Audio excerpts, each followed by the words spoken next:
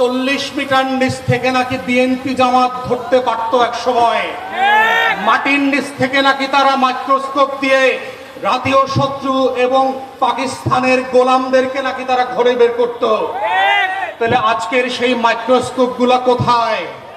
বাংলাদেশের ৭১-এর আজাদির লড়াইটা কিভাবে ভারত গ্রাস করেছিল এবং সেই নায়ক এবং খলনায়কগুলো কারা ছিল আমরা সুস্পষ্টভাবে জানি যে আমাদের সীমান্তের ওপারে যারা আছে তারা কখনোই আমাদের বন্ধু না এবং বন্ধু ছিল না। কিন্তু যেটা আমরা জানি না সেটা হচ্ছে আমাদের সশস্ত্র বাহিনীর মধ্যে কারা ঘাপটি মেরে দিল্লির খলনায়ক অ্যাসেট হিসাবে কাজ করছে। আমরা যেটা জানি না সেটা হচ্ছে আমাদের ডিজিএফআই, এনএসআই, এসবি, ডিবি থেকে শুরু করে রাষ্ট্রের আমলাতন্ত্রের মধ্যে নখরে নখরে কারা কারা বাংলাদেশকে প্রত্যেক দিন বিক্রি করে দেওয়ার জন্য কাজ করছে। সোশ্যাল মিডিয়াতে আমরা শুক্রবার থেকে জানি যে কে কে এই শুটিং এর সাথে জড়িত। তারা মোমেনশাহী থেকে সীমান্ত ক্রস করে ওই পারে চলে যাবে। কারো পাহাড়ের এক ফিলিপ নামে ছেলের কথা বললাম, কিন্তু আমাদেরকে সোশ্যাল মিডিয়াতে জানানো হলো এই শুটার নাকি সিলেটে যাবে। কারা জানিয়ে পুরো জাতির দৃষ্টি পরিবর্তন করেছে। আমাদের সংস্থাগুলো 40 মিটার নিচ থেকে নাকি বিএনপি জামাত ধরতে পারতো এক সময়। মাটির নিচ থেকে নাকি তারা মাইক্রোস্কোপ দিয়ে জাতীয় শত্রু এবং পাকিস্তানের গোলামদেরকে নাকি তারা ঘরে বের করত। তাহলে আজকের সেই মাইক্রোস্কোপ গুলা কোথায়? আপনাদের 40 মিটার মাপার ফিতা কি নষ্ট হয়ে গেছে কিনা?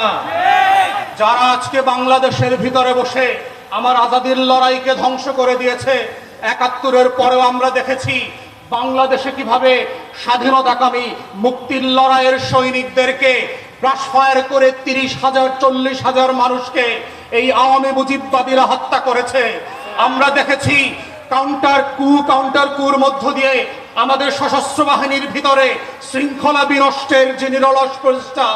আমরা সেই সময় দেখেছি কাদের সিদ্দিকের মতো এক গোলাম রাজাকার ভারতের, তার নেতৃত্বে কাদেরিয়া বাহিনী করে সীমান্তের প্রশিক্ষণ, টাকা এবং অস্ত্র দিয়ে আমার শত শত বিডিআর জওয়ানকে হত্যা করা হয়েছে। আমরা ৭৫ পরবর্তী বাস্তবতায় দেখেছি কিভাবে বাংলাদেশে রাজনৈতিক অনৈক্য তৈরি করা হয়েছে। এই প্রসেসের মধ্য দিয়ে এই পৃথিবীতে প্রত্যেকটা আজাদির লড়াইকে কিভাবে খেয়ে দেওয়া হয়। অথবা আজকে অভ্যুত্থানের পক্ষের শক্তি যারা ছিলেন, আপনারা যদি বোধ করে থাকেন 10টা 20টা 30টা 50টা আসনের জন্য ডানে বামে তাকাবেন, মনে রাখবেন বিএনপি জামাতের নেতাদের ফাঁসি কিন্তু আটকানো যায় নাই। আপনাদের বিভক্তি কিন্তু পুরো জাতিকে সর্বগ্রাসী ছোঁয়ার মধ্যে ফেলে দেবে এবং সেই ছবল থেকে কেউ বাঁচতে পারবেন না। তাই আজকে ৭৫ পরবর্তী সেই বাংলাদেশের আজাদি যে হস্তক্ষেপ ছিল, আজাদি ছিনতাই হয়ে গিয়েছিল, সেই ছিনতাই হওয়ার ইতিহাস থেকে নতুন করে আবার আমাদেরকে শিখতে হবে যে বাংলাদেশের এই খলনায়করা কিভাবে প্রশাসনে ঘাপটি মেরে বসে আছে